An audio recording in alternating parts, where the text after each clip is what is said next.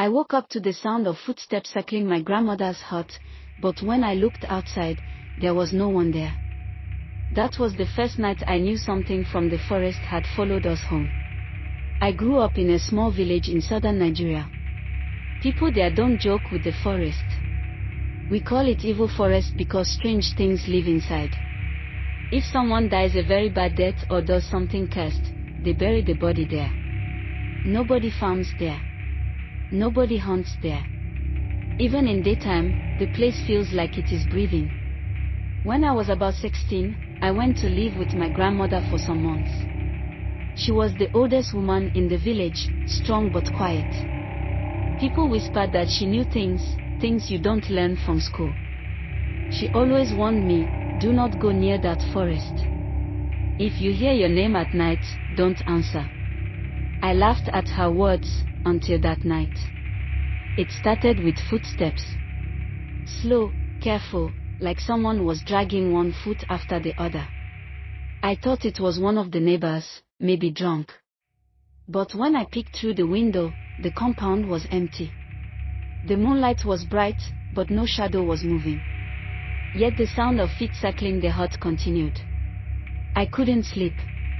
Around midnight, I heard a woman humming. The voice was cracked, dry, like someone who had smoked firewood all her life. She sang an old song I didn't know, and with each verse, the air felt colder. My chest tightened.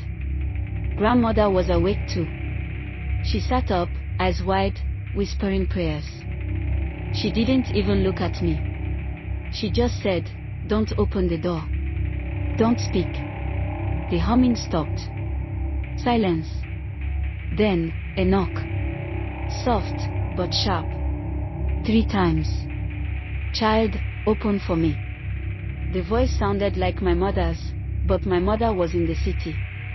I froze. I almost answered. Then I remembered grandmother's warning. Don't answer. The thing outside laughed. Not loud. Not human. It was like a woman and a goat laughing together. The smell of rotten leaves filled the room.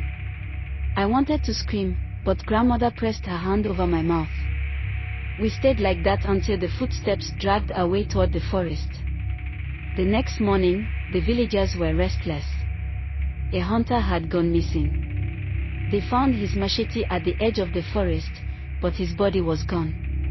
Some elders said it was the witch from the evil forest. She comes out when she wants a companion.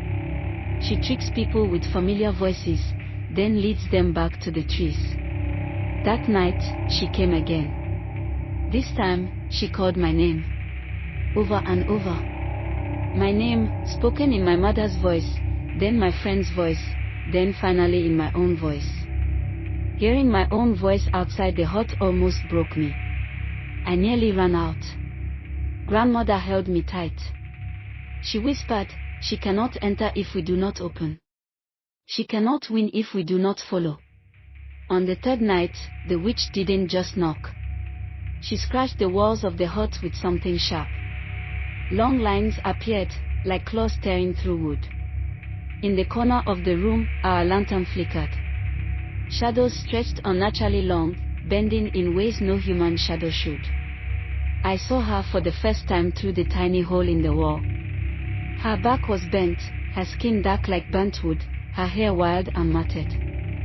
But her face kept changing. First, it was my mother's. Then my grandmother's. Then mine. I fainted. When I woke up, it was morning.